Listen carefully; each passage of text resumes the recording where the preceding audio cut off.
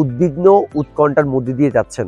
সবাই খুবই চিন্তিত, কারণ আপনাদের একটি পরীক্ষা ইতিমধ্যে শেষ হয়েছে, আরেকটি পরীক্ষা আপনাদের মাঝে এসে হাজির হয়েছে, সেটি হচ্ছে অ্যাডমিশন টেস্ট।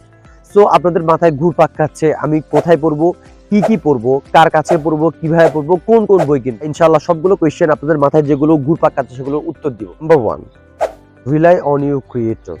আপনার সৃষ্টিকর্তার উপর আপনার সম্পূর্ণ বিশ্বাস এবং আস্থা রাখুন। অ্যাডমিশনের রেজাল্ট যেমনই হোক, ভালো হোক বা খারাপ, এটা আপনাকে মেন্টালি পিচ এবং স্যাটিসফাইড রাখবে। Number 2, know yourself. আপনাকে প্রথমত আপনাকে চিনতে হবে, জানতে হবে, আপনার সামর্থ্য কতটুকু সেটা বুঝতে হবে। কারণ যখন অ্যাডমিশনে আপনি কাউকে জিজ্ঞেস করবেন, এখানে আপনি দুই ধরনের মানুষ পাবেন, একটা হচ্ছে উইনার, একটা হচ্ছে লুজার। উনারা সবসময় আপনাকে বলবে হচ্ছে অ্যাডমিশন অনেক সহজ, তোমাকে কিছুই করতে হবে না, জাস্ট যাবা, পরীক্ষা দিবা, চলে আসবা। আর যারা লুজার তারা আপনাকে বলবে হচ্ছে অ্যাডমিশন তো অনেক কঠিন, তোমাকে অনেক কিছু করতে হবে, আমি টিকতে পারি না, তুমি কেমনে টিকবা। সো এই বিষয়ের মধ্যে আপনি ডিলেমায় পড়ে যাবেন। আপনাকে চুজ করতে হবে আপনার অ্যাবিলিটি কতটুকু, সেই অনুযায়ী আপনাকে অ্যাপ্রোচ করতে হবে। Number 3, collect right informations. ওই যে বললাম সমাজে দুই ধরনের মানুষ হবেন, উইনার এবং লুজার। এক একজন এক একটা বলবে, আপনি কারোটাই শুনবেন না, কারোটাই ধরবেন না। আপনি সবার কথা শুনবেন, সবার কথা হচ্ছে শুনে তারপর নিজে একটা ডিসিশন মেক করবেন এবং চাইবেন যে অথেন্টিক সোর্স থেকে ইনফরমেশনগুলো কালেক্ট করার জন্য। যারা হচ্ছে আপনি যে ডিপার্টমেন্টে পড়তে চাচ্ছেন, সেই ডিপার্টমেন্ট রিলেটেড ইউনিভার্সিটিতে পড়তে যাচ্ছেন, তাদের ওই সোর্স থেকে, যারা ওখানে পড়াশোনা করছে সেখান থেকে ইনফরমেশন আপনাকে গ্যাদার করতে হবে। Number 4, fix your goal. আপনার গোলটা নির্দিষ্ট করুন, সো দ্যাট আপনার ডিসিশন মেক করতে ইজি হবে। Number 5, select your institution and subject. আপনি কোন ভার্সিটিতে পড়তে যাচ্ছেন, আবার কোন ভার্সিটি কোন ডিপার্টমেন্টে পড়তে যাচ্ছেন, এটা কি ফিক্স করে ফেলুন, তাহলে আপনার জন্য ডিসিশন মেক করতে ইজি হবে। Number 6, analyse question bank. Already আপনার কাছে ভার্সিটি ফিক্স করা, আপনার গোল ফিক্স করা, সাবজেক্ট ফিক্স করা। এখন আপনি সেই অনুযায়ী কোয়েশ্চেন ব্যাংক কালেক্ট করুন, অথবা নিউ কোয়েশ্চেন ব্যাংক অথবা হচ্ছে পুরাতন কোয়েশ্চেন ব্যাংক কালেক্ট করুন। সেখানে দেখুন কোয়েশ্চেন প্যাটার্ন কেমন, সো দ্যাট আপনি আপনার অ্যাবিলিটিকে জাজ করতে পারেন, ভেরিফাই করতে পারবেন আদতে আমি এই ভার্সিটিতে পড়তে পারবো কি পারবো না, এটা আমার জন্য আমার সামর্থ্যের মধ্যে আছে কি নাই। Number 7, select your mentor. এটা it's very important thing for your admission journey.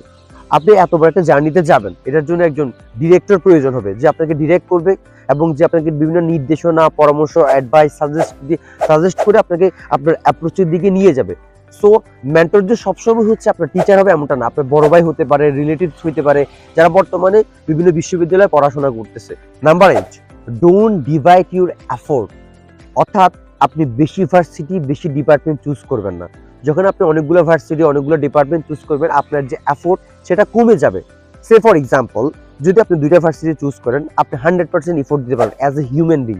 So আপনার এফোর্টটা 2 ভাগে বিভক্ত, অর্থাৎ 50-50 হয়ে যাবে। যখন আপনি 4টা ভার্সিটি চুজ করবেন, তখন আপনার এফোর্টটা 25% করে নেমে আসবে। সো আপনি আপনার এফোর্টটাকে বেশি ডিভাইড করবেন না, সো দ্যাট প্রত্যেকটাতে টিকার চান্সটা আপনার ধীরে ধীরে কমে যাবে।